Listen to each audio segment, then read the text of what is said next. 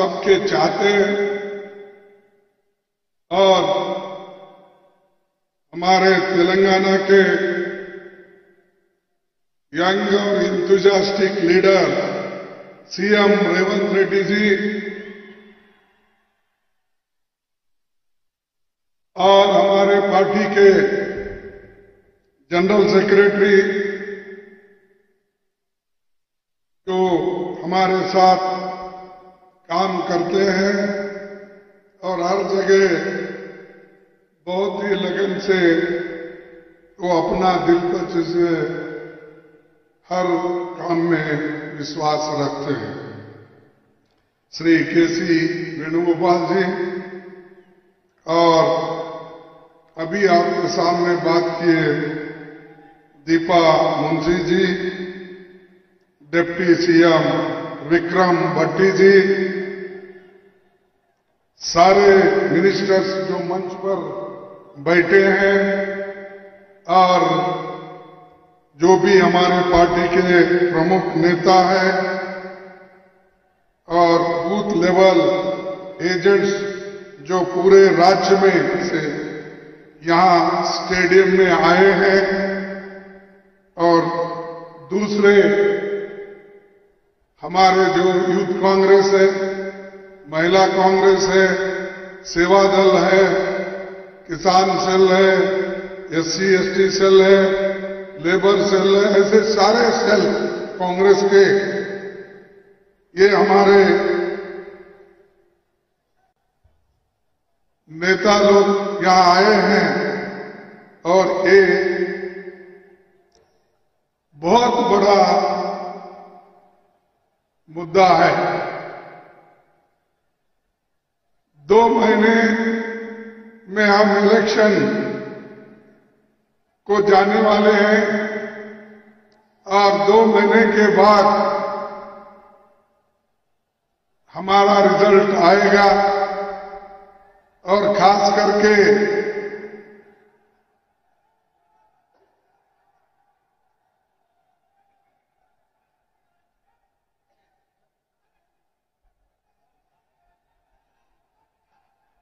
अरे बैठो बैठो बैठो तो अपने साथ कदम पे कदम मिला के आपको चलना है और हमारे खास करके जो बूथ एजेंट्स हैं उनका काम है, बहुत ही बढ़िया काम होना चाहिए। अगर बूथ लेवल एजेंट्स ठीक नहीं होंगे तो हमारा काम बहुत अधूरा रहेगा। ब्लॉक लेवल, बूथ लेवल और डिस्ट्रिक्ट लेवल के सभी नेता मिलके पार्टी के लिए सभी काम करेंगे, ऐसा मैं आशा करता हूं। और सबसे पहले मैं आप सबका धन्यवाद दूंगा कि आप सबके सामूहिक प्रयास से कांग्रेस की सरकार रेवंत रेड्डी के नेतृत्व में आया और वो अच्छी सरकार आज बनाए हैं। और जो वायदे आपने 6 वायदे किए थे गारंटी, अब वो 6 में से अब आप ऑलरेडी 2 गारंटी इंप्लीमेंट किए। 2 गारंटी इंप्लीमेंट हुए या नहीं? तो 2 गारंटी तो आपको शुरू किए हैं और 2 गारंटी जल्दी ही वो करने वाले हैं। आज कहेंगे या कल कहेंगे मुझे मालूम नहीं, लेकिन वो 2 गारंटी भी करेंगे और 2 गारंटी 1-2 महीने 3 महीने छोड़ के वो फिर करेंगे। यानी जो वायदे आपको किए थे वो पूरे वायदे हम निभाएंगे और आपको सुख और समृद्धि के साथ करेंगे। वो दिन चले गए जो दिन लोग वायदा करते थे लेकिन निभाते नहीं थे। बोलते थे, काम नहीं करते थे। हर आदमी इतना झूठ बोलता था कि जो चीज करना चाहिए था वो नहीं करते थे। तो ऐसे नेता बहुत है हमारे देश में। प्राइम मिनिस्टर खुद ही बहुत से वायदे किए। अब आजकल पेपर में आ रहा है, आप देखे हैं, हर पेपर में फ्रंट पेज पे मोदी की गारंटी बोल के लिखते हैं। आप लोग देखे या नहीं मुझे मालूम नहीं। हर पेपर में मोदी की गारंटी। क्या है भी मोदी की गारंटी? उन्होंने कहा था 2 करोड़ नौकरियां दूंगा, ये गारंटी थी उसकी, दिया उसने। मोदी की गारंटी थी काला धन लाके 15-15 लाख देंगे, दिया मोदी ने। और आप रोज पेपर में देखो, हर पेपर में फ्रंट पेज पे मोदी की गारंटी। अरे बाप, तुम पहले की गारंटी नहीं दिए लोगों को, अब कौन सी गारंटी देने वाले हैं? मैं पूछता हूं। मेरे को परसों मिले थे सुभाष चंद्र बोस के जयंती के दिन। मैं उस दिन पूछना बोला था, फिर अच्छा नहीं था क्योंकि वो सुभाष चंद्र बोस की जयंती थी, इसीलिए मैं वो बात ज्यादा नहीं किया। मैं पूछना चाहता था उनको, क्या आपने जितने भी पहले गारंटी दिए थे उसमें कितने निभाए, ये पूछने वाला था। लेकिन अब वो जयंती समय रहने की वजह से मैं जो आने वाले सेशन में सारी चीजें जरूर पूछूंगा। जो जो उन्होंने वायदा किया था क्यों नहीं किया। अब सिर्फ लोगों को भगवान की फोटो बताने से पेट नहीं भरता, मेहनत करना पड़ता। मेहनत करने के लिए काम होना पड़ता है। काम होना या तो एम्प्लॉयमेंट होना, तो एम्प्लॉयमेंट भी नहीं, और इन्फ्लेशन तो इतना बढ़ रहा है, महंगाई दिन पे दिन महंगाई बढ़ रही है। और मोदी जी बड़े खुश है, वो सब छोड़ देते हैं। चलो भाई, सबको बोलते हैं कि भगवान की इच्छा। कल के दिन अगर लोग भूखे मर गए, किसान मर गया, तो भगवान की इच्छा ही बोलेंगे, क्योंकि उनको आदत है कब संकट आता है तो उस वक्त कुछ ना कुछ बहाना करते हैं। कभी पाकिस्तान का नाम लेते हैं, कभी चाइना का नाम लेते हैं, कभी भगवान का नाम लेते हैं। यही काम करते हुए आए हैं। और मेरा एक आपसे विनती है, ऐसे उनके जाल में मत फंसो। अगर फंसेंगे देश में डेमोक्रेसी बर्बाद हो जाएगी, देश का संविधान चले जाएगा। इसलिए आपको होशियार रहना चाहिए। दूसरी चीज, जो हमारे यंग लड़के हैं, युवा हैं, वो चाहे जनरल हो, ओबीसी हो, एससी एसटी के हो, कोई भी हो, हर एक को काम होना चाहिए। काम के लिए, पेट भरने के लिए काम तो करना पड़ता है। तो इसीलिए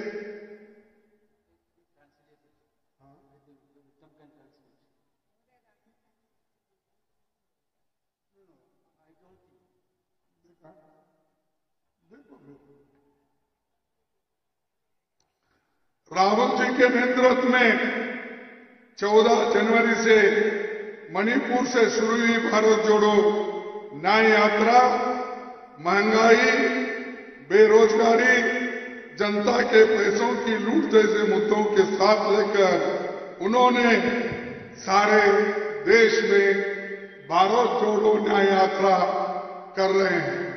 उसके लिए हम सभी को साथ देना चाहिए। हम उनके साथ जुड़े हैं।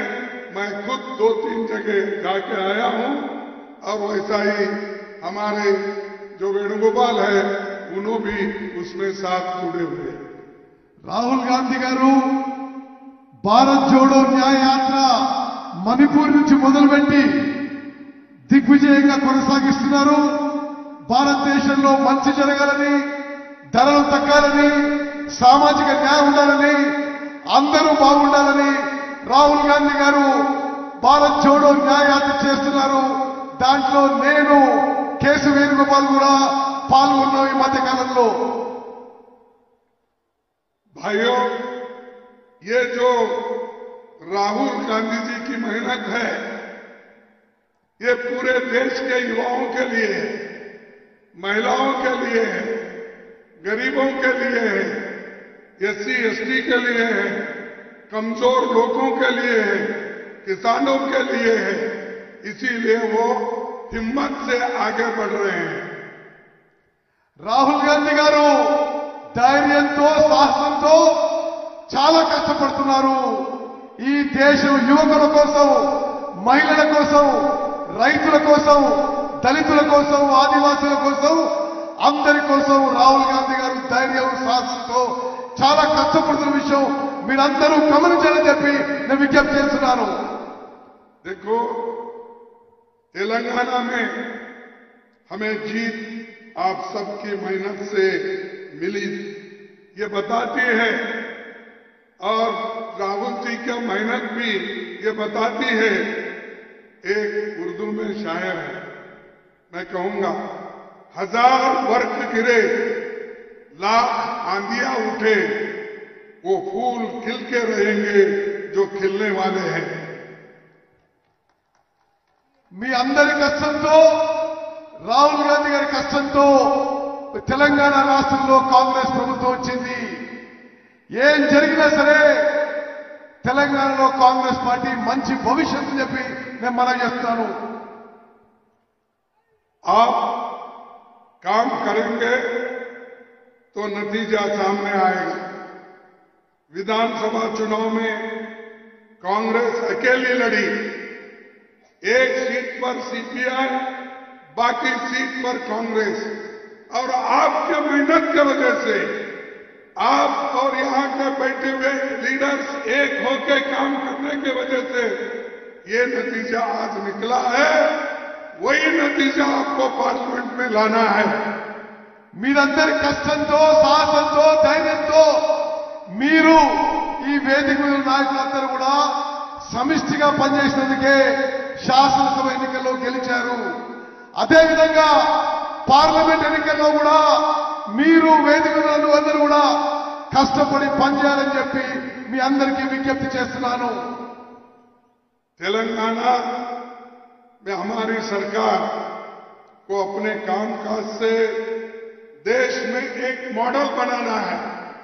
कोई भी ये कहे कि भाई ये काम जो हमारे रेड्डी साहब ने जो कांग्रेस के तरफ से किया और कांग्रेस ने यहां जो मॉडल बनाया वो मॉडल हम इंप्लीमेंट करेंगे, ऐसा सारे देश के लोग बोलना चाहिए।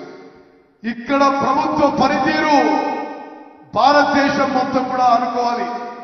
తెలంగాణలో కాంగ్రెస్ రేవంత్ రెడ్డి ప్రభుత్వం అద్భుతంగా పనిచేస్తున్న దేశం మొత్తం కూడా కోరుకోవాలని చెప్పి నేను విజ్ఞప్తి చేస్తున్నాను.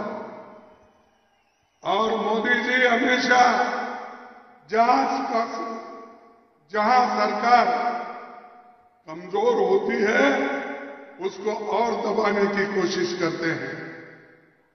परसों उन्होंने एक नेता को बुलाया था, महाराष्ट्र के नेता को।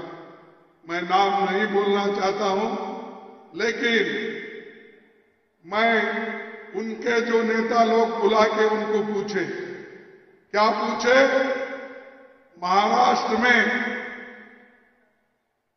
आप कितने एमएलए को फोड़ सकते हैं और कितने एमएलए को निकाल कर कांग्रेस में ला सकते हैं, ये क्वेश्चन किसी एक सामान्य व्यक्ति ने नहीं पूछा, ये तो दिल्ली के बड़े नेता पूछे हैं। इसका मतलब यही है कि तोड़ो, जहां कहीं भी यूनिटी है, जहां कहीं भी एमएलए है, उनको तोड़ने का काम करते हैं। लेकिन तेलंगाना में वो काम अब नहीं हुआ, पीछे हो गया होगा। ये तेलंगाना, आज का तेलंगाना राहुल गांधी का तेलंगाना है, सोनिया गांधी का तेलंगाना है, और रेवंत रेड्डी और सारे हमारे नेता जो बैठे हैं, उनका तेलंगाना की गवर्नमेंट है। నరేంద్ర మోదీ అమిత్ షా ఎక్కడ ఏ రాష్ట్రంలో అయినా ప్రభుత్వం బలహీనంగా ఉన్న పార్టీ బలహీనంగా అది విచ్ఛిన్నం చేసే ప్రయత్నం చేస్తున్నారు. ఈ మధ్య వాళ్ళు మహారాష్ట్ర నుంచి ఒక నాయకుని పిలిచి మీరు ఎంతమంది ఎమ్మెల్యేలు తీసుకురాగలుగుతారు, ఎట్లా ఆ పార్టీని విడగొట్టరని చెప్పి అడిగిండ్రు. ఎవరూ పోలేదు. ఈరోజు తెలంగాణలో కాంగ్రెస్ పార్టీ బలంగా ఉంది. రేవంత్ రెడ్డి నాయకత్వంలో కాంగ్రెస్ పార్టీ నాయకులందరూ కూడా ఐకమత్యంగా ముందుకు పోవడం చాలా సంతోషం అని చెప్పి నేను మనం చెప్తాను. आज मोदी जी और होम मिनिस्टर शाह दोनों मिलके ईडी का, इनकम टैक्स का, सीबीआई का डर बता कर एमएलए को, एमपीज को डरा रहे हैं। और जो आगे इलेक्शन के लिए तैयारी कर रहे हैं, जो ठहरने वाले हैं, उनके ऊपर भी अभी से ईडी, अभी से इनकम टैक्स वो लोग डाल रहे हैं। तो इसीलिए होशियार रहना। मैं रेवंत रेड्डी को भी बोलता हूं, जरा देख के होशियार हो, ये बड़े खतरनाक लोग हैं। इसीलिए जब ये खतरनाक लोग हैं, इनको उसी तरीके से लड़ना जो वो लड़ रहे हैं, उनसे ज्यादा ताकत लग के लड़ना चाहिए। Modi Amit Shah ED, income tax, సిబిఐని ఉపయోగించి ఎమ్మెల్యేలని, ఎంపీలని బెదిరిస్తున్నారు. పోటీ చేసే వాళ్ళని కూడా బెదిరిస్తున్నారు. నేను రేవంత్ రెడ్డి గారిని కూడా ముందస్తుగా చెప్తున్నా, మీరు కూడా జాగ్రత్తగా ఉండండి. నరేంద్ర మోదీ रॉन्ग, उनको अकेले को नहीं बोला, रेवंत रेड्डी और उनके जो कांग्रेस के नेता लोग हैं, ये सभी होशियार रहना चाहिए। నరేంద్ర మోదీ, అమిత్ షా, రేవంత్ రెడ్డిని అందరినీ కూడా మరి అలర్ట్ గా ఉండాలి.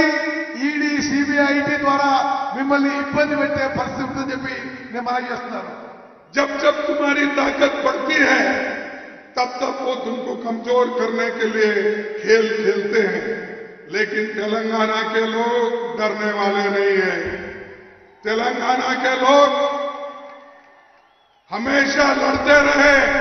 आज जो इंडिपेंडेंट तेलंगाना हुआ, ये सोनिया गांधी जी के आशीर्वाद से हुआ, ये सोनिया गांधी के नेतृत्व में हुआ।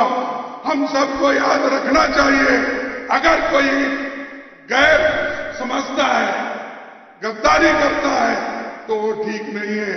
एक आदमी ने तो गद्दारी किया, लेकिन अब पछता रहा हूंगा। कई लोग कोई बोलते हैं सोया है, कोई बोलते हैं उठा है, कोई बोलते हैं बात कर रहा है, बोलते हैं मुझे मालूम नहीं। लेकिन जो कांग्रेस के साथ गद्दारी करता है, वो एक न एक दिन जरूर हारता है। బీజేపీ భయపెట్టించే ప్రయత్నం చేస్తుంది, కానీ తెలంగాణలో భయపడే వాళ్ళు ఎవరూ లేరు. తెలంగాణలో సోనియా గాంధీ ఇచ్చిన తెలంగాణలో ఎవరు బీజేపీకి, నరేంద్ర మోదీకి, అమిత్ షాకి భయపడరు. కాంగ్రెస్ పార్టీని మోసం చేసిన వాళ్ళు, ద్రోహం చేసిన వాళ్ళు సమాజం ఎప్పుడు కూడా క్షమించదు. వాళ్ళు ఓడిపోతారని చెప్పి నేను మనం చేస్తున్నాను. केसीआर सरकार जब थी, वो सेंटर पे हमला नहीं करते थे, वो ज्यादा से ज्यादा जो करते थे वो कांग्रेस पार्टी पे करते थे। अब जब हमारी सरकार तो बीजेपी और बीआरएस दोनों की गालियां खाके, दोनों के मार खाके हम दोनों को हरा के आज आए हैं। इससे ही अंदाजा लगता है कांग्रेस की ताकत क्या है। కేసీఆర్ ఎప్పుడు కూడా కేంద్రంలోని బీజేపీ ప్రభుత్వం మీద దాడి చేయకపోయేవాడు. అదే కాంగ్రెస్ పార్టీ మీదనే పదే పదే దాడి చేస్తుండేవాడు. ఈ రోజు తెలంగాణలో కాంగ్రెస్ పార్టీ బీజేపీ టీఆర్ఎస్ ప్రభుత్వాలని పార్టీలని రెండింటినీ ఓడించిందంటే తెలంగాణలో కాంగ్రెస్ పార్టీ ఎంత బలంగా ఉందో ఆలోచన చేయాలని చెప్పి విజ్ఞప్తి చేస్తున్నారు. हम लोगों को रात दिन नीचे काम करना है, विलेज लेवल पे काम करना है। जब विलेज लेवल पे हम काम करेंगे तभी हम यशस्वी हासिल करेंगे, तभी हम सक्सेस पाएंगे, नहीं तो बड़ा मुश्किल हो जाएगा। దినము రాత్రి మా అందరం కూడా క్షేత్ర స్థాయిలో గ్రామ స్థాయిలో పనిచేయాలి, బూత్ స్థాయిలో పనిచేయాలి. అప్పుడే గ్రామ స్థాయిలో పనిచేస్తేనే మనం విజయం సాధిస్తామని చెప్పి నేను మనవి చేస్తున్నాను. जब पंडित जवाहरलाल नेहरू जी 1952 में इलेक्शन में थोड़े सीट हारने के बाद ऐसी ही वर्कर्स मीटिंग में उन्होंने कहा, क्या कहा, चुनाव में हम वहां सफल रहे जहां हमने जनता के बीच काम किया। फिर एक बार पढ़ता हूं, चुनाव में हम वहां सफल रहे जहां हमने जनता के बीच काम किया, लेकिन वहां फेल रहे जहां हमने केवल पब्लिक मीटिंग्स की। జవహర్లాల్ నెహ్రూ గారు ఒకసారి కొన్ని ఎన్నికల్లో కొన్ని సీట్లు ఓడిపోయినప్పుడు స్పష్టంగా చెప్పిండు, ఎక్కడైతే ప్రజల మధ్య ఉండి పని చేసినామో అక్కడ గెలిచినాము, ఎక్కడైతే కేవలం పబ్లిక్ మీటింగ్స్ పెట్టినామో అక్కడ ఓడిపోయినాము అని చెప్పి నెహ్రూ గారు చెప్పిన విషయం గుర్తు చేస్తున్నాను. अगर हम जनता के साथ नहीं घुल मिले, उनके बीच काम न करें तो हम उसका भरोसा जीत लेने की आशा नहीं कर सकते। నిరంతరం ప్రజల్లో పనిచేయాలి, ప్రజల్లో పని చేయకుంటే వారి విశ్వాసం గెలవలేమని చెప్పి నేను మనవి చేస్తున్నాను. इसीलिए मैं बोल रहा हूं, जो बूथ लेवल के लोग हैं, जो विलेज लेवल के लोग हैं, पंचायत के कार्यकर्ता है और यहां स्टेट लेवल के नेता है, सभी को मैं ये बोल रहा हूं, तुम्हारी पूरी शक्ति अब पार्लियामेंट इलेक्शन में लगाओ। एक तो आपने जीता, you have one the battle, but you have win the war in 2024 parliament election. Booth స్థాయి నుంచి గ్రామ స్థాయి, గ్రామ పంచాయతీ స్థాయి, రాష్ట్ర స్థాయి నాయకులకి నేను విజ్ఞప్తి చేస్తున్నాను, మీరు కష్టపడి పనిచేయాలి, పార్లమెంట్ ఎన్నికల్లో గెలుపు కోసం పనిచేయాలి. 2023లో మీరు బ్యాటిల్ గెలిచారు, ఇప్పుడు 2024లో కూడా యుద్ధం గెలవాలని చెప్పి మీకు విజ్ఞప్తి చేస్తున్నాను. हमारे मोदी जी डेमोक्रेसी के बारे में बहुत बोलते हैं, वक्त आया तो क्या कहा उन्होंने, लोकतंत्र को मजबूत करना है। ठीक है जी, मजबूत करने के लिए तो हमने संविधान लिखा है, मजबूत करने के लिए पंडित जवाहरलाल नेहरू जी ने डेमोक्रेसी की नींव डाली है। लेकिन आप क्या कर रहे हैं, अरे पार्लियामेंट में हमको बोलने भी नहीं देते।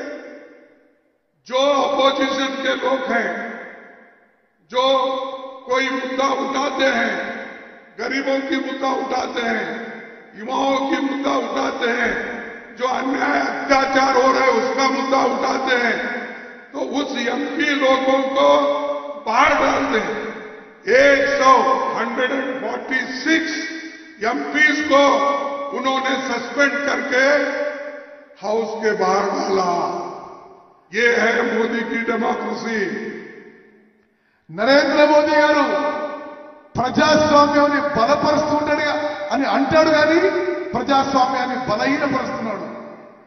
జవహర్లాల్ నెహ్రూ గారి టైంలో భారతదేశంలో ప్రజాస్వామ్యం బలంగా నిలబడింది, రాజ్యాంగం రచించబడింది. కానీ మోదీ గారి టైంలో పార్లమెంట్ లో ఎంపీలు ఏ ఇష్యూని రైజ్ చేద్దామన్నా పార్లమెంట్ నుంచి సస్పెండ్ చేస్తున్నాడు. మొన్నటి మొన్న పార్లమెంట్ సెషన్ లో 146 ఎంపీలని నరేంద్ర మోదీ పార్లమెంట్ కి సస్పెండ్ చేయడం జరిగింది. इस 10 साल में मोदी ने डेमोक्रेसी को खत्म किया। डेमोक्रेसी के तहत जो इंडिपेंडेंट ऑटोनमस बॉडी बने थे उसको भी खत्म किया। और यहां तक कि मैं समझता हूं लोकतंत्र को खत्म करने के लिए उसने सारे अनेक योजनाएं रची है। तो उस मकसद को उसके मकसद को आपको फेल कराना है और लोगों को बताना है कि हम संविधान बचाएंगे, नेहरू जी के लोकतंत्र को बचाएंगे, अंबेडकर के संविधान को बचाएंगे। ये तुम्हारी आवाज होना चाहिए। నరేంద్ర మోదీ గారు గత 10 ఏళ్లుగా భారతదేశంలో ప్రజాస్వామ్యాన్ని సర్వనాశనం చేసే ప్రయత్నం చేశారు. అనేక స్వతంత్ర సంస్థలను నాశనం చేశారు. మరి మనందరం కూడా నెహ్రూ గారి కలలు, అంబేద్కర్ గారి కలలు, ప్రజాస్వామ్యాన్ని, రాజ్యాంగాన్ని కాపాడటానికి మోదీ గారి కుట్రలను వెలిబుచ్చాలి, కుట్రలను ఎక్స్పోజ్ చేయాలని చెప్పి మీ అందరికి మనం చేస్తున్నారు. भाइयों, और पंडित जवाहरलाल नेहरू जी के जमाने में वो एक बहुत बड़े स्टेट्समैन थे, दूरदर्शी थे। ये इनके जैसा नहीं है जाके समुद्र में डुबकी मारना उठना, डुबकी मारना उठना, ये नहीं करते थे जवाहरलाल नेहरू इस देश में बड़े बड़े कारखाने बनाए, बड़े बड़े डैम बनाए, इलेक्ट्रिसिटी लाए, सब चीज उन्होंने की। और उन्होंने ये कहा कि ये जो है बड़े बड़े कारखाने और बड़े बड़े dam, these are modern temple. Jawaharlal Nehru గారు ఒక గొప్ప స్టేట్స్మెన్, ఒక గొప్ప విజనరీ. భారతదేశానికి ఎన్నో పరిశ్రమలు స్థాపించేశారు, ఎన్నో డ్యాములు కట్టించారు. వారు నెహ్రూ గారు అన్నారు, ఈ పరిశ్రమలు, ఈ డ్యాములే భారతదేశానికి ఆధునిక దేవాలయాలని చెప్పి నెహ్రూ గారు అన్న విషయం మీకు గుర్తు చేస్తున్నారు.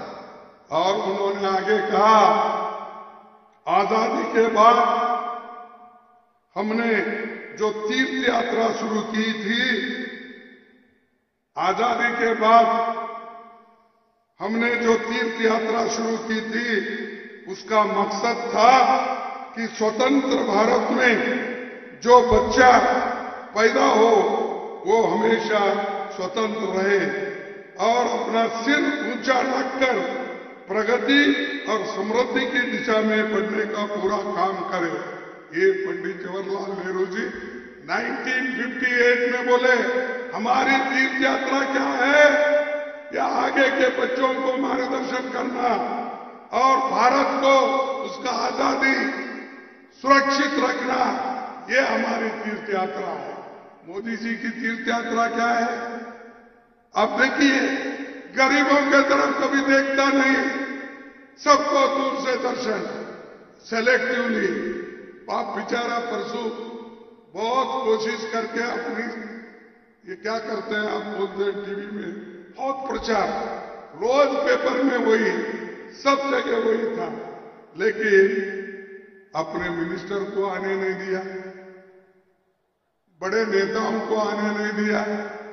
वो अद्वानी जो राम जन्मभूमि के लिए लड़े उनको आने नहीं दिया, जोशी को आने नहीं दिया, उनको सब बोला तुम दूर रहो, मैं अकेला ही गर्भगुड़ी में चले जाता हूं। నెహ్రూ గారు 1958లో అన్నారు, ఇదొక తీర్థయాత్ర. తీర్థయాత్ర అంటే ఈ దేశంలో పుట్టిన ప్రతి పిల్లవాడు ఒక మంచి జీవితం, ఒక ప్రశాంతమైన జీవితం, ఒక ప్రగతిశీల దేశంలో ఎదగాలని. నరేంద్ర మోదీ ఏంటిది? అంతా పబ్లిసిటీ ప్రొపగాండా. మొన్న మీరు చూసిన ప్రోగ్రాంలో నరేంద్ర మోదీ ఈ రామ జన్మభూమి ప్రోగ్రాంలో ఎల్కే అద్వానీ రానియలే, మురళీ మనోహర్ జోషి రానియలే, ఎవరు మంత్రులు రానియలే. తను తప్పితే ఇంక ఎవరూ లేకుండా గర్భగుడిలో పోయిన విషయం మీరందరూ గమనించాలని చెప్పి విజ్ఞప్తి చేస్తున్నాను. भाइयों, इन्होंने बीजेपी पार्टी सिर्फ इलेक्शन के लिए देखती है। बीजेपी पार्टी आगे कहीं से चुन के आना ये कोशिश करती है। मोदी जी ने तो यही कर रहे हैं। कभी मणिपुर में जाके देखा कि वहां क्या हो रहा है?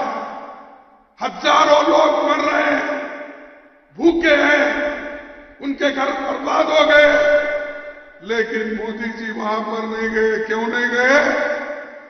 आप पूरा हिंदुस्तान में कहां समुद्र है वो डूबते हैं वहां जाते हैं, कहां नदी है वहां जाते हो, कहां भगवान के हर मंदिर में माथा टेक कर उधर चले जाते हो।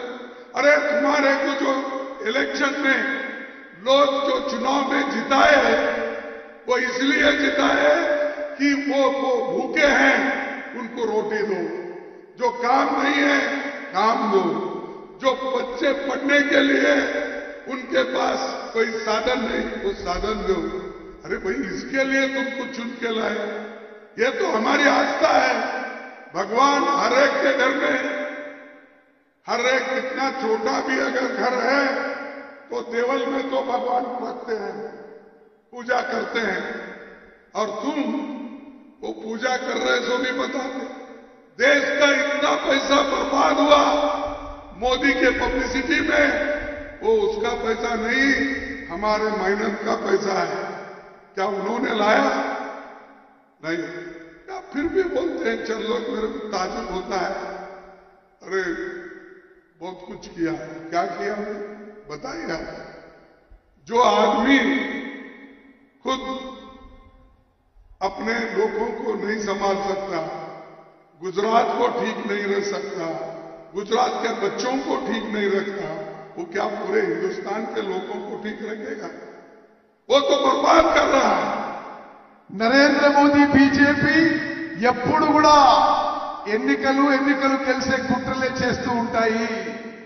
మణిపూర్ అగ్నిగుండమై వేల మంది చనిపోతే, వేల మంది లక్షల మంది ఇల్లు కోల్పోతే ఒక్కసారి కూడా మణిపూర్కి మోదీ పోలేదు. ఆయన ఎప్పుడు దేవాలయాలు చుట్టుపోతూ, నదుల్లో మునుగుతూ, మరి ప్రొపగాండా పబ్లిసిటీ తప్పితే జనానికి మంచి పనులు చేసేది లేదు. అతని ప్రొపగాండా పబ్లిసిటీలో మనం కష్టపడ్డ సొమ్మంతా వృధా అవుతుందని చెప్పి నేను మనవి చేస్తున్నాను. అందరం కూడా భక్తులమే, అందరం కూడా దేవుని భక్తులమే, కేవలం ఆయన ఒక్కరికే భక్తున్నట్టుగా నటిస్తున్నాడు. नौजवानों को नौकरी दिलाने के लिए उन्होंने एक नया स्कीम मिलिट्री का निकाला। कौन सा वो? अग्निवीर। क्योंकि इनको मालूम है, इन्होंने खुद ही जवान आर्मी है, उनको मालूम होता। अब भाई अग्निवीर स्कीम निकाले, कितने साल के लिए? सिर्फ 3 या 4 साल, 4 साल। और 4 साल के बाद वो जवान जाना कहां? उसको नौकरी नहीं, उसकी एज चले जाएगी। अरे मिलिट्री में कभी ऐसी भर्ती हो गई? हमेशा जिसको भर्ती करते हैं अपने साथ रख के उसको तनख्वाह दे के रिटायर होने तक रख लेते हैं, या वॉलंटरी रिटायरमेंट में उसको करते हैं। लेकिन मोदी सबको भ्रम करने के लिए, युवाओं को एक अलग दिशा दिखाने के लिए उन्होंने ये एक नया नाटक खेला, और उसमें आज हजारों बच्चे बर्बाद होकर फिर घर में बैठे। దేశ యువకులని నరేంద్ర మోదీ మోసం చేస్తున్నాడు, వాళ్ళతో డ్రామా చేస్తున్నాడు. భారత సైన్యంలో అగ్నివీర పథకం తీసుకొచ్చి కేవలం 4 ఏళ్ల పాటు ఆర్మీలో వీళ్ళు పనిచేసేటట్టు పథకం తీసుకొచ్చారు. 4 ఏళ్ల తర్వాత వీళ్ళు తిరిగి ఇంటికి పోయి ఏమీ పని లేకుండా ఉండాల్సి వస్తుంది. గతంలో కానీ ఎప్పుడు స్వతంత్ర భారతదేశంలో సైన్యంలో ఒక వ్యక్తి రిక్రూట్ అయితే ఆర్మీలో చేరితే రిటైర్మెంట్ వరకు కూడా ఆ సైన్యంలో భారతదేశానికి సర్వీస్ చేసేవాడు. ఈ విషయంలో కూడా మోదీ భారతదేశ యువకులకి మోసం చేస్తున్నారని మనం చేస్తున్నాను. भाइयों, किसानों की बात करते हैं मोदी जी, क्योंकि खुद किसान नहीं, वो मैं जैसा एक मजदूर का बेटा हूं, वो भी बाप बेचारे चाय बेचने वाले का बेटा था, लेकिन वो किसान क्या काम करता है वो मालूम नहीं उनको, सिर्फ बात करते हैं। अरे किसान, इस देश में 22,000 किसान सुसाइड कर लिए। क्यों? उनको ठीक ढंग से एमएसपी नहीं मिल रहा। एमएसपी को क्या बोलते हैं? एमएसपी नहीं मिल रहा और हाँ, तो इसीलिए इतना सब होते हुए भी मेरे किसान भाई 3 काले कानून उन्होंने लाया किसानों के खिलाफ। जब किसान उठ के खड़ा हुआ बॉर्डर पे, जब वो धरना बैठा, तब घबराकर उन्होंने विड्रॉ कर लिया 3 काले कानून को। నరేంద్ర మోదీకి రైతుల విషయంలో, వ్యవసాయ విషయంలో ఏమీ తెలియదు. ఎట్లయితే నేను ఒక కూలీ, ఒక లేబర్ బిడ్డనో, నరేంద్ర మోదీ ఛాయ్ అమ్మే వాళ్ళ కుటుంబంలో పుట్టాడు. అతనికి వ్యవసాయం గురించి ఏమీ తెలియదు.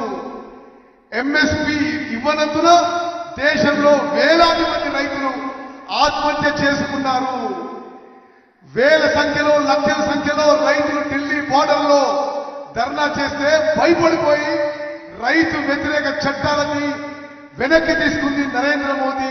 ఆయన వ్యవసాయానికి, రైతాంగానికి వ్యతిరేకమని చెప్పి నేను మనం చేస్తున్నాను. भाइयों, अब गरीबों की गरीबी इस देश में कितनी है उसका एक आंकड़ा हमारे मोदी साहब दे रहे हैं।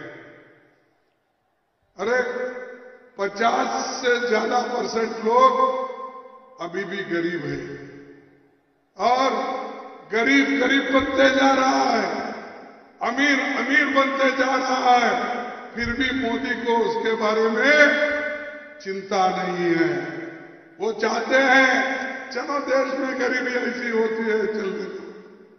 तो आप जानते हैं, सब पढ़े लिखे लोग जानते हैं, क्या गरीबी बढ़ी है, क्या गरीबी घट गई है, ये आप सोचिए। और अब उसको उत्तर देना है तो पार्लियामेंट में आपके जरूर उत्तर उनको देना चाहिए। నరేంద్ర మోదీ ప్రభుత్వం దేశంలో పేదరికం తగ్గిందని తప్పుడు అంకెలు ముందుకు తీసుకొస్తున్నారు. దేశంలో పేదరికం పెరిగింది, నిరుపేదలు మరింత పేదవాళ్ళు అవుతున్నారు, ధనవంతులు మరింత ధనవంతులు అవుతున్నారు. ఈ తప్పుడు అంకెలతో నరేంద్ర మోదీ దేశాన్ని మోసం చేసే ప్రయత్నం చేస్తున్నారు. 50% కంటే ఎక్కువ దేశంలో నిరుపేదలు ఉన్నారు. పార్లమెంట్ ఎన్నికల్లో మీరు నరేంద్ర మోదీకి సరి అయిన జవాబు చెప్పాలని చెప్పి విజ్ఞప్తి చేస్తున్నారు. मोदी जी और उनकी सरकार पिछले 10 सालों में 55 लाख करोड़ से बढ़कर 155 लाख करोड़ कर्जा किया है। पहले था सिर्फ 55 लाख करोड़, लेकिन इन्होंने 10 साल में 155 लाख करोड़। और वो कहते हैं कि देश पे कोई कर्जा नहीं, देश को हम अच्छा बनाए। ये इनकी हालत, मोदी जी की और बीआरएस की हालत, जो पहले 60,000 था, अब क्या है 1,60,000 कर्जा बैठा है। 1,60,000 का 55 लाख, 55,000, 155, 55 तो ये इनकी हालत। और इनके शरण में जाने वाले हैं, उनकी हालत 10 साल में 55 लाख करोड़ से बढ़कर 155 लाख करोड़। तो आप बताइए भाई, देश आगे बढ़ रहा है, कर्जे से मुक्त हो रहा है, कर्जा कम हो रहा है, हर एक के सर पे आज एक कर्जा आपको ही पेमेंट करना पड़ेगा। इसलिए आप सोचो, ये हमारे इलाके में क्या था, अब क्या है। భారతదేశాన్ని నరేంద్ర మోదీ అప్పుల్లో ముంచాడు. ఈ 10 ఏళ్లలో ఆయన అధికారంలో వచ్చినప్పుడు 55 లక్షల కోట్లు అప్పుంటే నరేంద్ర మోదీ 10 ఏళ్లలో 155 లక్షల కోట్లకి భారతదేశం అప్పు చేరింది. ఈ అప్పంతా మీరు మేము కట్టాల్సి వస్తుంది. మొత్తం భారతదేశాన్ని ప్రజలందరినీ అప్పుల్లో ముంచిండు నరేంద్ర మోదీ అని చెప్పి మనం చేస్తున్నాను. और आज इलेक्शन के लिए हर कोशिश वो कर रहे हैं।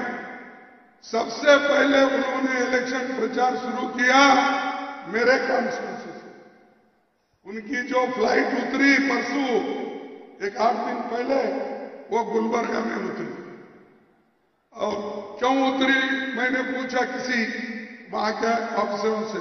नहीं साहब, गुलबर्गा का जो एयरपोर्ट है, जो एयर स्ट्रिप है, वो लंबा है, इसीलिए वो हम डिफेंस इधर में नहीं उतर सकते, और हैदराबाद तो दूर होता है, इसीलिए गुलबर्गे में हम उतरेंगे।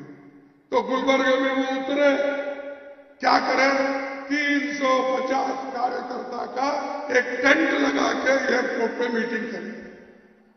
ये ऐसे मोदी जी सरकारी पैसे में हर जगह टेंट लगाते, भाषण करते, हर जगह जाते। अब वही गुलबर्गे में आने की क्या जरूरत है, वो कोई बड़ा शहर नहीं है, एक छोटा एक पार्लियामेंट, एक डिवीजन सेंटर है। तो ये काम हमेशा वो करते हैं, इसीलिए आपको होशियार रहना चाहिए। मोदी बहुत कुछ ऐसे आड़े लाइन लेकर चले जाता है। నరేంద్ర మోదీ తప్పుడు విధానాలతో ఎన్నికలు గెలిచే ప్రయత్నం చేస్తున్నాడు. ఈ మధ్యనే వారం రోజుల క్రితం గుల్బర్గా ఎయిర్పోర్ట్ లో ప్రభుత్వ ఖర్చుతో ప్రభుత్వ విమానంలో ల్యాండ్ అయి కేవలం 350 మందితో ఎయిర్పోర్ట్ లో షామియానా వేసి మీటింగ్ పెట్టాడు. ఇది మొత్తం ప్రభుత్వ ఖర్చుతో ఆయన వ్యక్తిగత ప్రచారం జరుగుతుంది.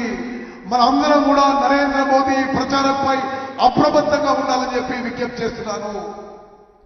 अंत में मैं ये कहूंगा, बूथ लेवल एजेंट्स मजबूती के साथ काम करना है। इसके लिए आपको रेवंत रेड्डी जी बताएंगे, वो खुद भी करेंगे, उनके मिनिस्टर्स करेंगे, उनके लोग करेंगे। और उन्होंने जो आप लोगों को बताएंगे, वो आप उसके बारे में चिंतित होकर आप काम करिए। और दूसरा, 28 पार्टियां मिलके हम लोगों को काम करना है।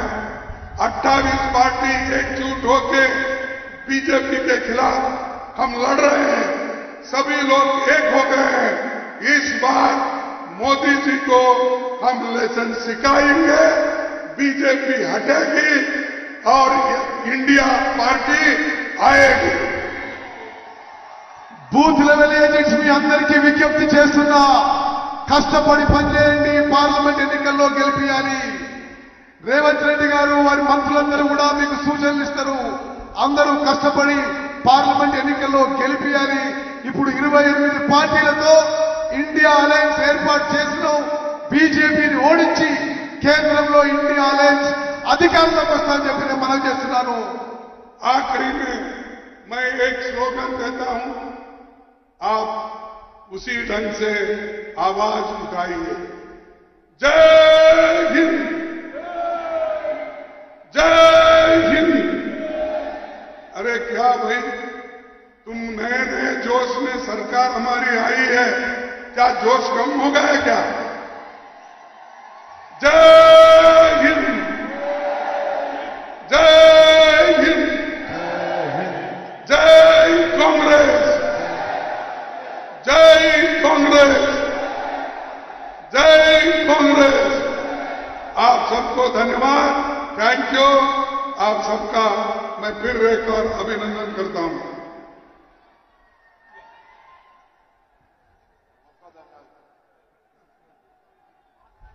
రాష్ట్ర ముఖ్యమంత్రి గారు మాట్లాడే ముందు రెండు నిమిషాలు ఎవరైతే బూత్ లెవెల్లో కష్టపడి పనిచేశారో మీ అందరూ తెలుసు, రేవంత్ రెడ్డి గారు పీసీ అధ్యక్షుడిగా 45 లక్షల సభ్యత్వం చేసుకున్నాం. సభ్యత్వంతో మొదలుకొని మొన్నటి ఎలక్షన్ వరకు కష్టపడినటువంటి బూత్ ఏజెంట్లకి ఇప్పుడు పెద్దలు ఖార్గే గారు, రేవంత్ రెడ్డి గారు వారికి సత్కారం చేస్తారు. నేను పేరు పిలుస్తాను. ఆ పేరుతో పాటు అక్కడ నిలబడ్డ ఎమ్మెల్యే అభ్యర్థి, అక్కడ డీసీసీ ప్రెసిడెంట్ ముందుకొస్తే ఖార్గే గారు, కేసీ వేణుగోపాల్జీ గారు, దీపాదాస్ మున్షి గారు, రేవంత్ రెడ్డి గారు, డిప్యూటీ సీఎం గారు వారికి సత్కారం చేస్తారు. మొదటగా ఖానాపూర్లో ఇంద్రవెల్లి మండలం 69వ బూత్ చెందినటువంటి కొడప అశ్వత్థరావు గారు ముందుకు రావాలి. వారితో పాటు అక్కడ ఎమ్మెల్యే ఎడమా బుద్ధి గారు, డీసీసీ ప్రెసిడెంట్ గారు మీరు ముందుకు రావాలి. ఆ ముగ్గురు మాత్రం ముందుకు రండి దయచేసి. అశ్వత్థరావు గారు కొడప, ఎడమా బద్దు గారు,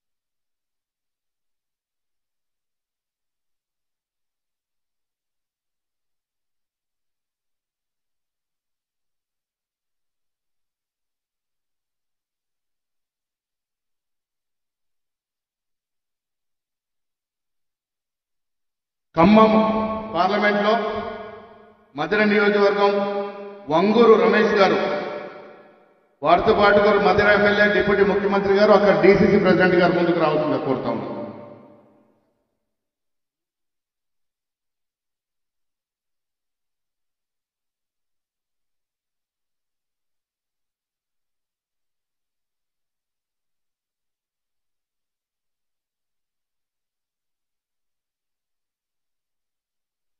నాంపల్లి ఫెరోజ్ గారు తయారుగా ఉండండి.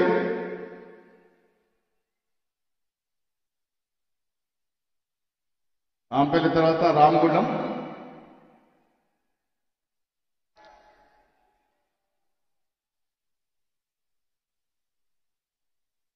మురళీధర్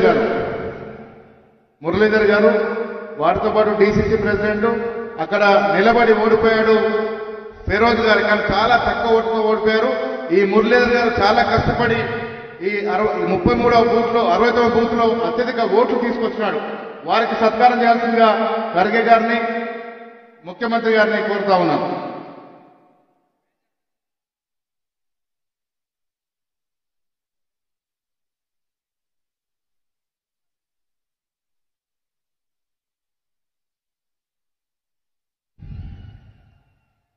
తర్వాత రామగుండానికి చెందిన ఆసిఫ్ గారు, రామగుండ ఎమ్మెల్యే గారు, అక్కడ డీసీసీ ప్రెసిడెంట్ వారే కాబట్టి వారిని రావాల్సిందిగా కోరుతా ఉన్నాం.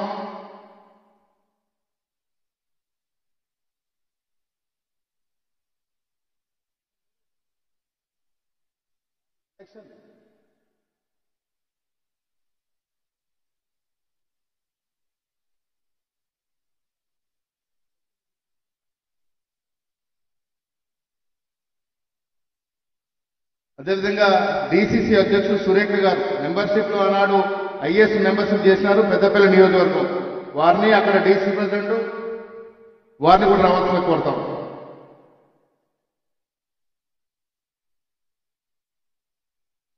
సురేఖ గారు మెంబర్షిప్ ఆ రోజు ఐఏఎస్ గా చేసినారు.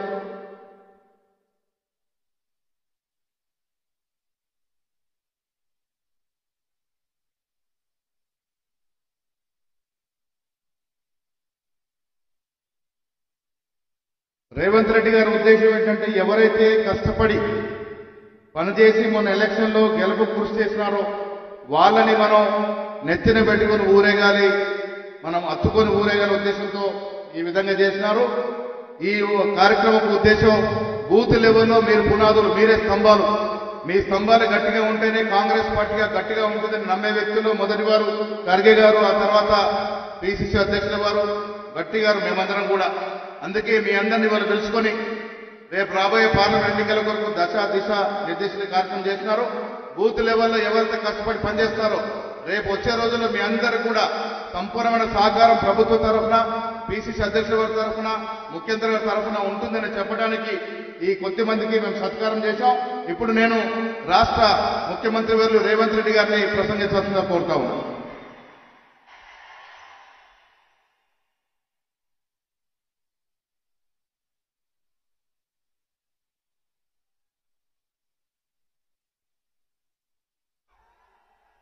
తెలంగాణ రాష్ట్ర కాంగ్రెస్ పార్టీ బూత్ లెవెల్ కార్యకర్తల సమావేశానికి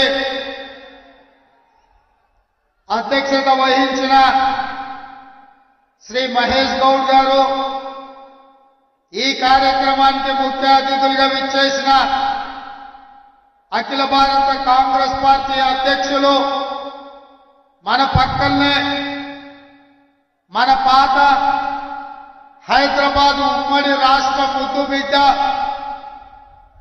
గుల్బర్గా ప్రాంతవాసి, రాజ్యసభ కాంగ్రెస్ పార్టీ సభాపక్ష నాయకుడు, మా అందరి మార్గనిర్దేశకుడు మల్లికార్జున్ ఖర్గే గారు ఈ కార్యక్రమానికి ముఖ్య అతిథులుగా విచ్చేసిండ్రు. మీరందరూ వారికి పెద్ద ఎత్తున చప్పట్లతో స్వాగతం పలకాల్సిందిగా మీకు అందరికీ విజ్ఞప్తి చేస్తున్నా. అదేవిధంగా ఈ కార్యక్రమంలో జాతీయ ప్రధాన కార్యదర్శి కేసీ వేణుగోపాల్ గారు కూడా పర్యవేక్షించడానికి మొన్నటి ఎన్నికలలో ఇందిరమ్మ రాజ్యాన్ని ఏర్పాటు చేయడంలో మమ్మల్ని అందరినీ సమన్వయం చేసి ప్రభుత్వాన్ని ఏర్పాటు చేయడానికి తన కృషి చేసి ఈ రోజు కూడా ఈ వేదిక మీద కేసీ వేణుగోపాల్ గారు ఉన్నారు. వారికి కూడా మీ అందరి తరఫున నేను స్వాగతం పలుకుతున్నాను. మన రాష్ట్ర ఇన్ఛార్జ్ దీపాదాస్ మున్షి గారు నిన్న మొన్న విదేశీ పర్యటనలో ఉండి ఈ కార్యక్రమాలను పర్యవేక్షించడానికి నాకు కొంత సమయం దొరకకపోయినా ఈనాడు ఇంత పెద్ద ఎత్తున ఎల్బీ స్టేడియంలో కార్యకర్తల కాంగ్రెస్ పార్టీ కుటుంబ సభ్యుల సమక్షంలో ఎంత గొప్ప కార్యక్రమాన్ని ఏర్పాటు చేసి విజయవంతం చేసినందుకు దీపాదాస్ మున్షి గారికి కూడా మీ అందరి తరఫున వారికి కృతజ్ఞతలు తెలియజేస్తున్నా.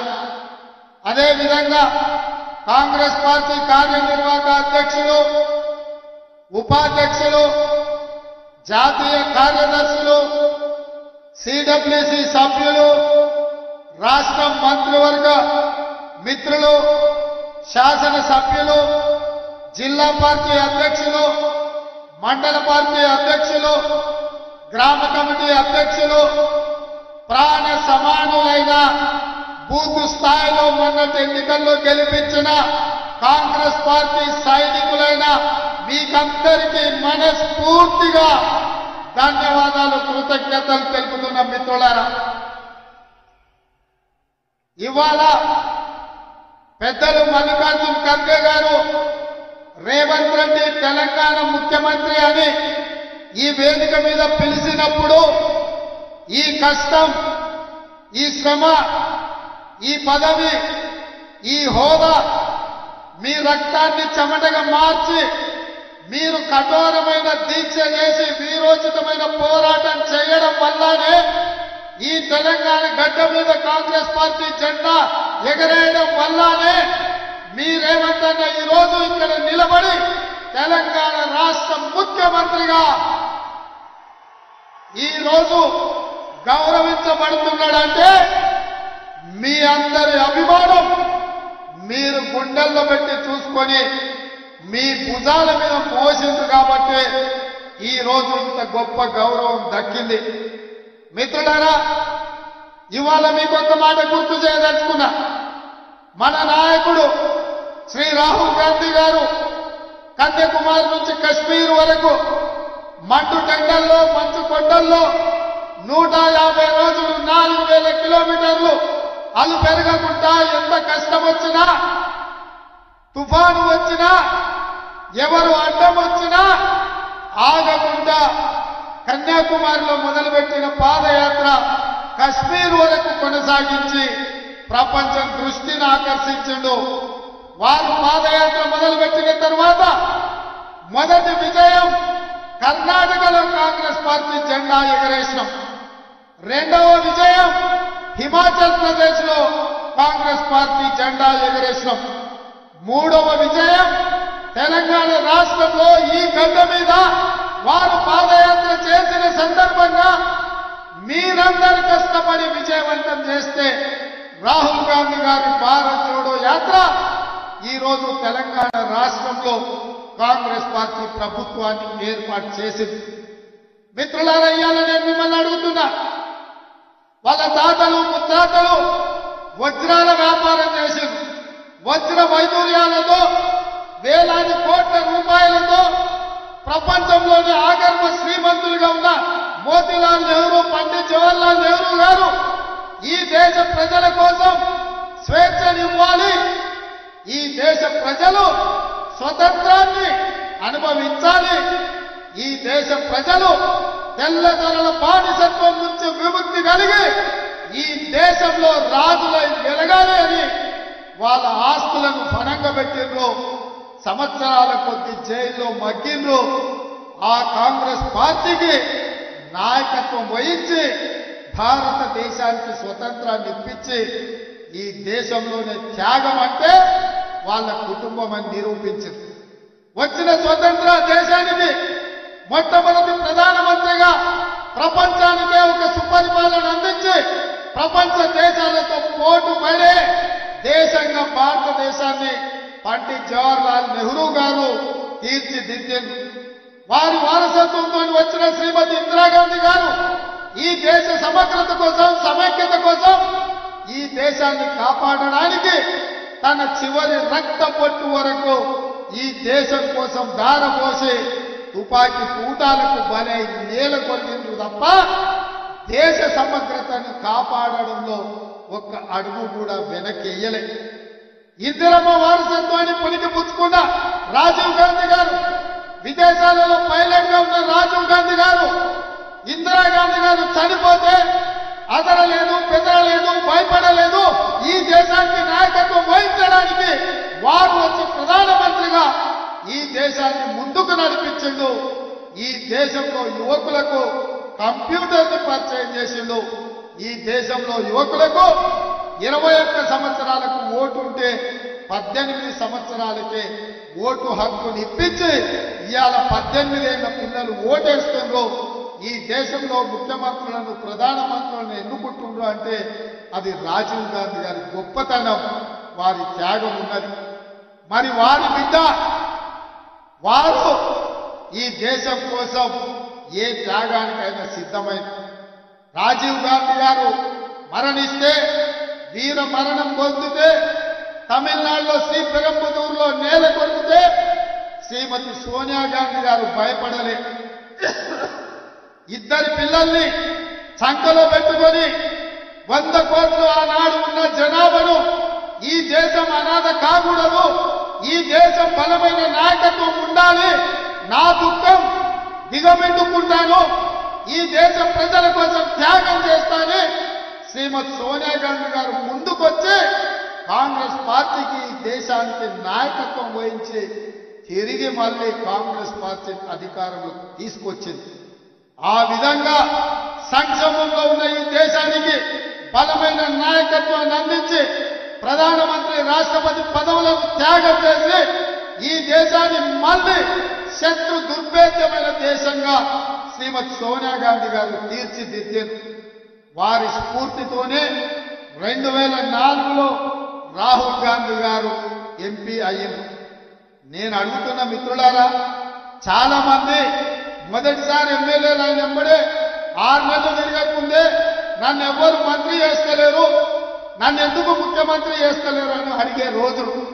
కానీ 2004లో 2009లో 10 సంవత్సరాలు కాంగ్రెస్ పార్టీ అధికారంలో ఉంటే రాహుల్ గాంధీ గారు మంత్రి గాని ప్రధానమంత్రి గాని రాష్ట్రపతి పదవి గాని అడగలేదు. పదవులు త్యాగం చేసి ప్రజలలో ఉండి ప్రజల తరఫున కొట్లాడి మేధావి అయిన మన్మోహన్ సింగ్ను ప్రధానమంత్రిని చేసిండ్రు, ప్రణబ్ ముఖర్జీని రాష్ట్రపతిని చేసిండ్రు. త్యాగం అంటే రాహుల్ గాంధీది, త్యాగం అంటే సోనియా గాంధీది, మరణం అంటే వీర మరణం అంటే రాజీవ్ గాంధీది. ఈ దేశం కోసం ప్రాణాలు ఇవ్వడం అంటే, రక్తం దారమేయడం అంటే అది ఇందిరమ్మ త్యాగం. త్యాగం అంటే మేము, త్యాగం అంటే మా నాయకులు. ఈ దేశం కోసం ప్రాణాలు అర్పించిన పార్టీ కాంగ్రెస్ పార్టీ. ఈ దేశానికి స్వతంత్రం ఇచ్చిన పార్టీ కాంగ్రెస్ పార్టీ. 4 కోట్ల తెలంగాణ ప్రజలకు తెలంగాణ ఇచ్చిన పార్టీ కాంగ్రెస్ పార్టీ. నేను అడుగుతున్న మిత్రులారా, ఇవాళ భారతీయ జనతా పార్టీ నాయకులు మాట్లాడుతున్నారు, అఖండ భారత్ అంటున్నారు. అఖండ భారత్ కోసం 100 కోట్ల ప్రజల కోసం స్వతంత్రం కోసం ప్రాణాలు ఇచ్చినప్పుడు మీరెక్కడున్న నరేంద్ర మోడీ మీరు కాదు కదా, కనీసం మీ పెంపుడు కుక్కైనా ఈ దేశం కోసం త్యాగం చేసిందా అని నేను అడుగుతున్నా. ఈ దేశ స్వతంత్రం కోసం కొట్లాడింది కాంగ్రెస్, ఈ దేశానికి స్వతంత్రం తెచ్చింది కాంగ్రెస్, ఈ దేశం కోసం ప్రాణాలు ఇచ్చింది గాంధీ కుటుంబం. నేను అడుగుతున్న బీజేపీ నాయకులను, కాంగ్రెస్ దేశ స్వతంత్రం కోసం కొట్లాడిన రోజు మీరే పొయ్యిలో పడుకున్నారని నేను అడుగుతున్నా.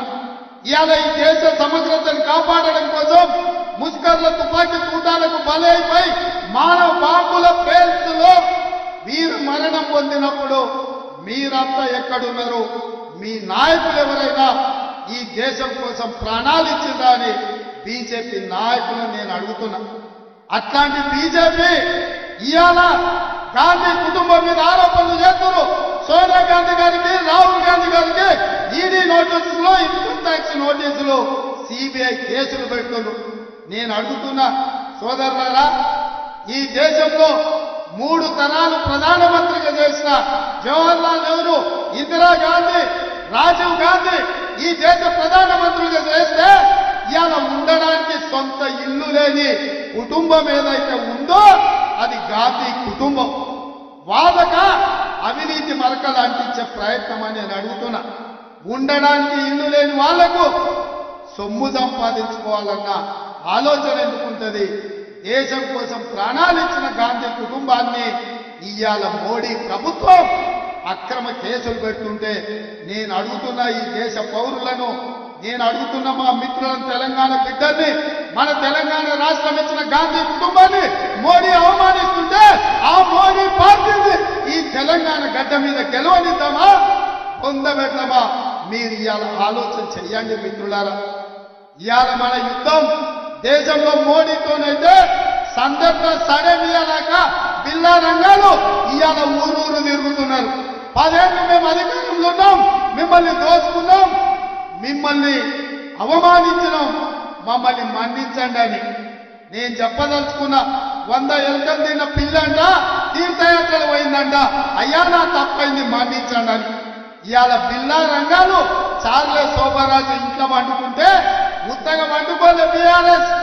మొన్న జరిగిన ఎన్నికలన్నా బోర్లు మొక్కలేసి బొక్కలు వీరు ఇరగొడితే బీఆర్ఎస్ వాళ్ళు పోయి బోర్లో వండుకున్నారు. ఇవాళ ఓడిపోయి సిగ్గు లేకుండా మళ్ళీ వీధుల్లోకి వచ్చి కాంగ్రెస్ పార్టీ ఇచ్చిన హామీలు అమలు చేయలేదని అంటూ నేను అడుగుతున్నా. మనం వచ్చి సరిగ్గా 50 రోజులు కాలే. ఎన్నికలకు వెళ్ళినప్పుడు ఏం చెప్పినాం మిత్రమా? నేను ఎన్నికల ప్రచారంలో ప్రతి సభలో చెప్పినా, ఖచ్చితంగా డిసెంబర్ 9, 2023 నాడు ఇందిరమ్మ రాజ్యం ఏర్పడుతుంది, ఎల్బీ స్టేడియంలో ప్రమాణ స్వీకారం చేస్తాం, సోనియమ్మ వస్తుందని, సోనియమ్మ సమక్షంలో ఇక్కడనే ప్రభుత్వాన్ని ఏర్పాటు చేస్తామని చెప్పిన మాట నిలబెట్టుకున్నామా మనం? మీ అందరి సహకారంతోనే కదా ఇదే ఎల్బీ స్టేడియంలో సోనియమ్మ సమక్షంలో మన ప్రభుత్వం ఏర్పడ్డది.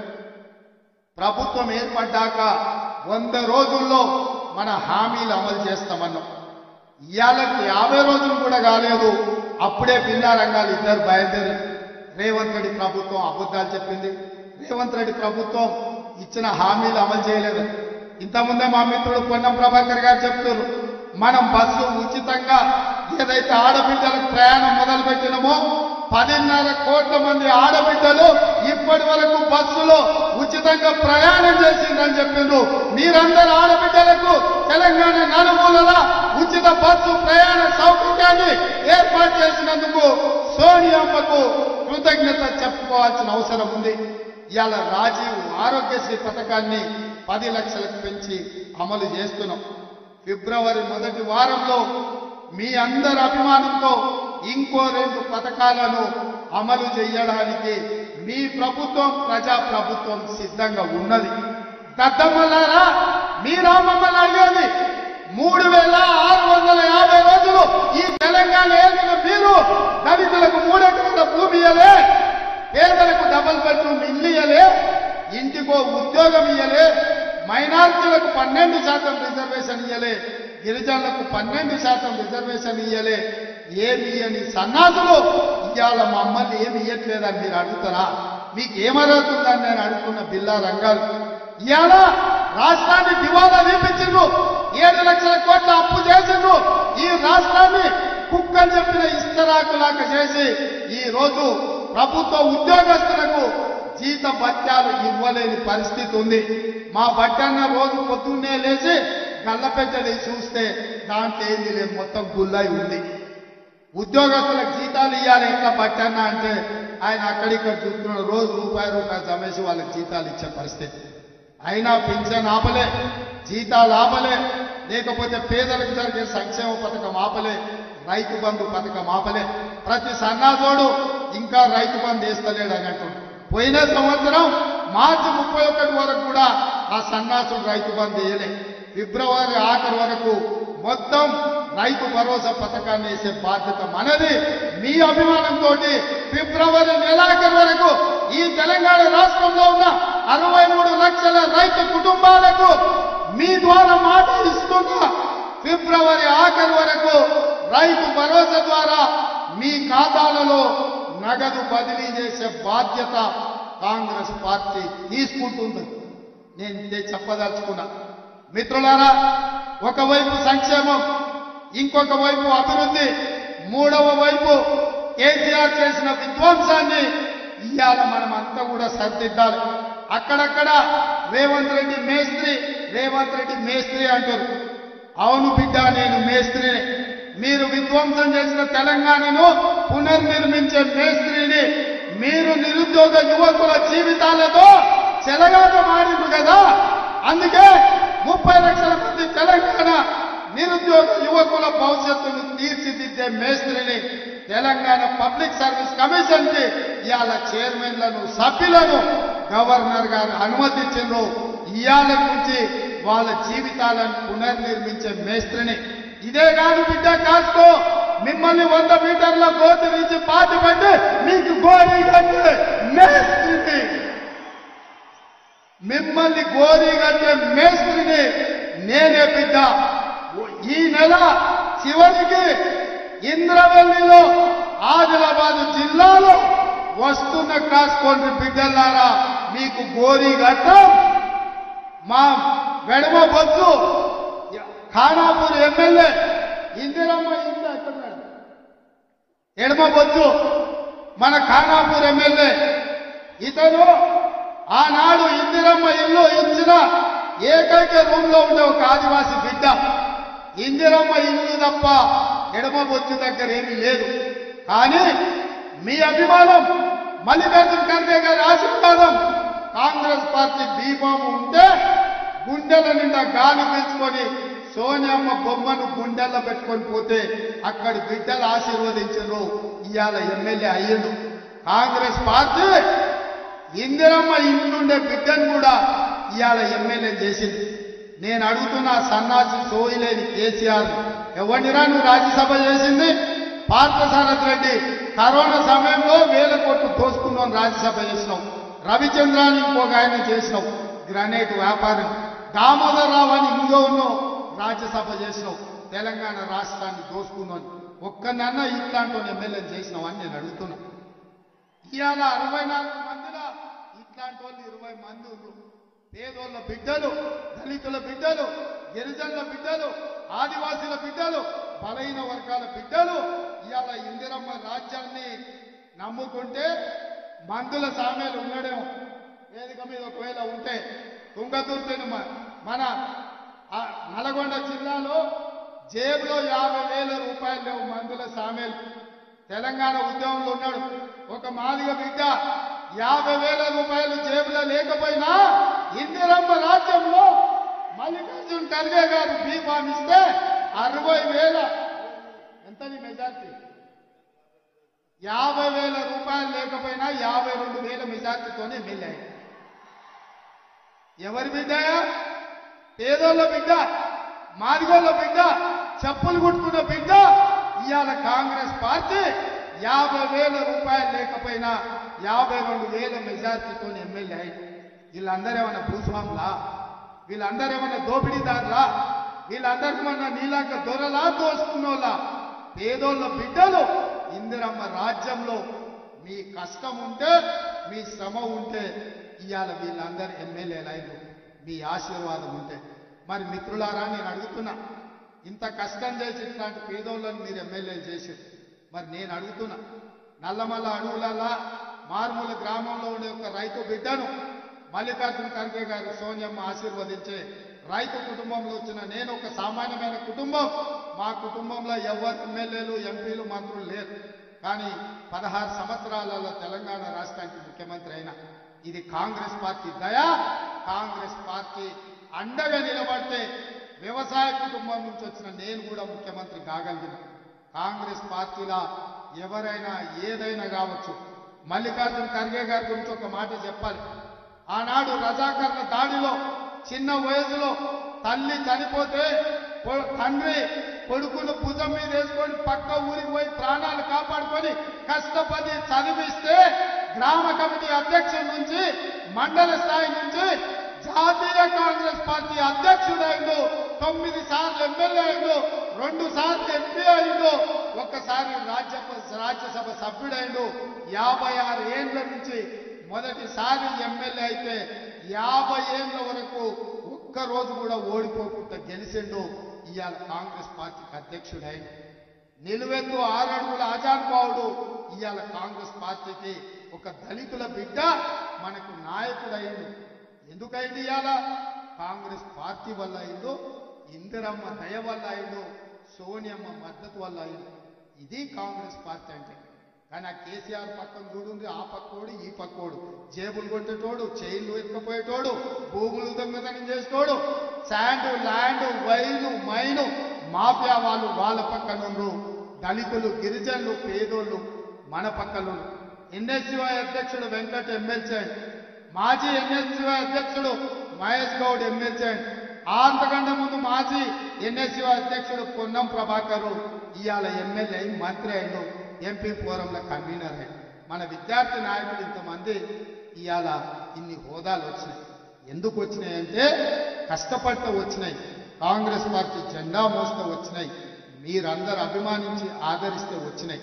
అందుకే మిత్రులారా, ఇవన్నీ నేను ఎందుకు గుర్తు చేస్తున్నా అంటే రాబోయే పార్లమెంట్ ఎన్నికలు అత్యంత కీలకం. దేశం కోసం ప్రాణాలు ఇచ్చి ఈ దేశం కోసం పదవులు త్యాగం చేసిన మన మణిపూర్లో భారత్ జోడో న్యాయ యాత్ర మొదలు పెట్టిండు.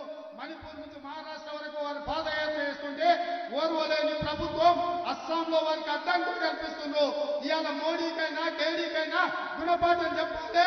రాహుల్ గాంధీ గారిని ఈ దేశానికి ప్రధానమంత్రిని చెయ్యడానికి మీరు సిద్ధమా?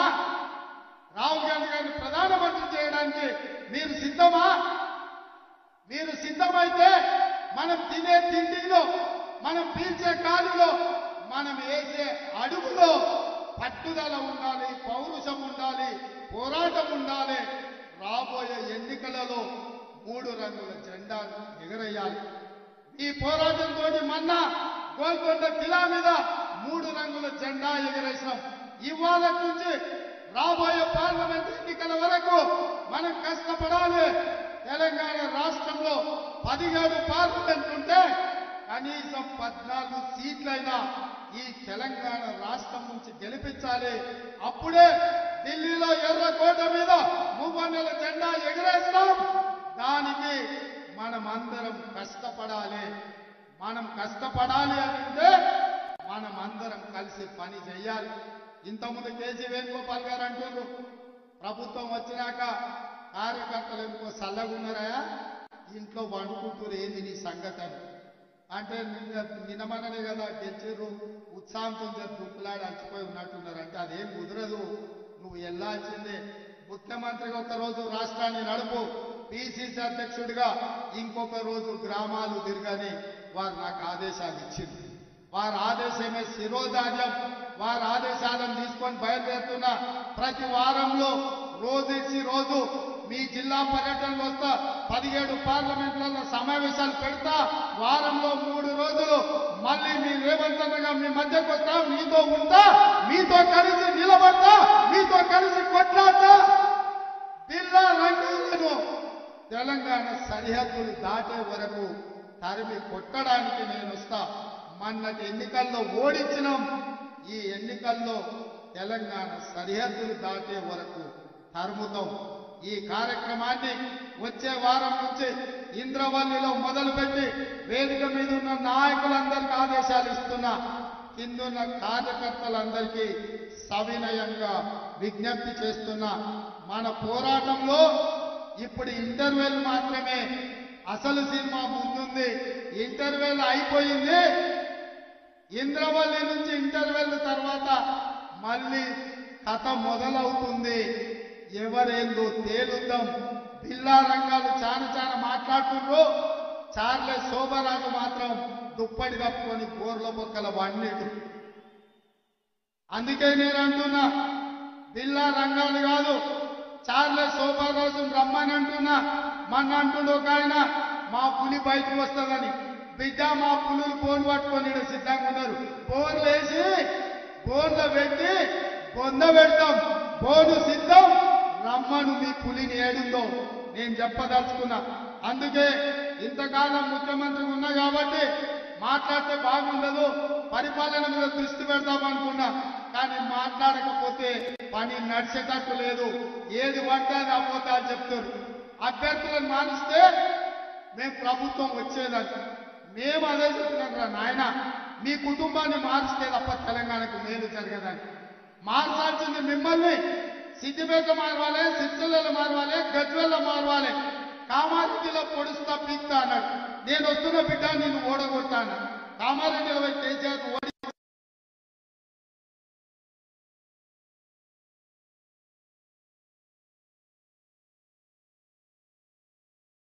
రేపటి ఎన్నిక మోడీ వేరు, కేడీ వేరు కాదు, రూపాలు మాత్రమే వేరు.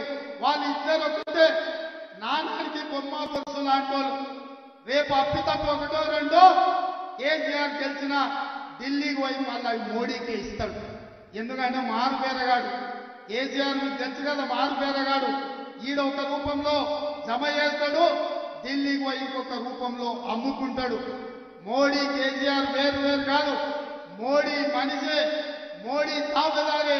ఈ కేసీఆర్ ఇవాళ మా క్రిస్టియన్ మైనారిటీ, ముస్లిం మైనారిటీ, తెలంగాణ ఉద్యమకారులకు నేను విజ్ఞప్తి చేస్తున్నా, కేసీఆర్ పాడే ప్రతి ఓటు పరోక్షంగా మోడీకి అవుతుంది. బీఆర్ఎస్ కేసే ఓటు మూసీలేసినట్టు అవుతుంది. ఇవాళ ఢిల్లీలో కాంగ్రెస్ జెండా ఎగరాలి, రాహుల్ గాంధీ ప్రధానమంత్రి కావాలి అని అంటే ఈడ 14 ఎంపీలు గెలవాలి. అప్పుడే ఈ దేశంలో మళ్ళీ కాంగ్రెస్ ప్రభుత్వం వస్తుంది. 10 ఏళ్ల నుంచి మోసం చేసిన మోడీని ఓడగొట్టాలి. ఓడగొట్టాలి అంటే మనమందరం కష్టపడాలి. మరి మనం కష్టపడాలి అని అంటే మీరందరూ సహకరించాలి. మిత్రులారా, సిద్ధమా సిద్ధమా సిద్ధమా? మరి మీ అందరి తరఫున కేసీఆర్ కు, హరీష్ కు, కేటీఆర్ కు సవాలు విసురుతున్నా. వచ్చే వారం నుంచి మొదలు పెడతామా? మొదలైనా కేసీఆర్ కాస్కో నీ ఆట మొదలైంది. కొన ఊపిరితో ఉన్నావు. ఆయుధం కూడా నీ పీక విసికే బాధ్యత ఈ పార్టీని పొందబెట్టే బాధ్యత మా వాళ్ళందరూ తీసుకున్నారు. ఇదే కాదు, మీకందరికీ చెప్తున్నా, మనం ఇచ్చే 6 గ్యారెంటీలు అమలు చేయడానికి గ్రామ గ్రామంలో 5 మందితోటి ఇందిరమ్మ కమిటీలు వేస్తాం. ఇందిరమ్మ కమిటీలలో మీరు ఉంటారు. ఎవరైతే మన పార్టీకి ఈ రాష్ట్రంలో అండగా నిలబడతారో సంక్షేమ పథకాలు వాళ్ళకు చేర్చాల్సిన బాధ్యత మీదే.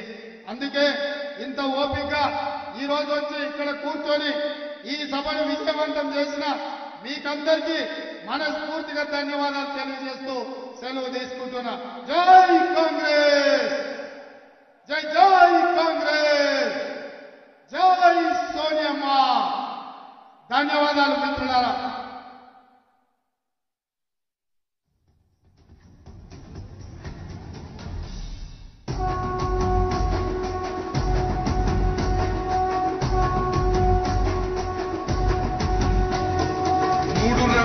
జెండా మట్టి సింగమోలే కదిలేనాడు ఉత్తరో కాంగ్రెస్ సూర్యుడు మన రాహుల్ గాంధీ దిగదీసి అడిగే మునగాడు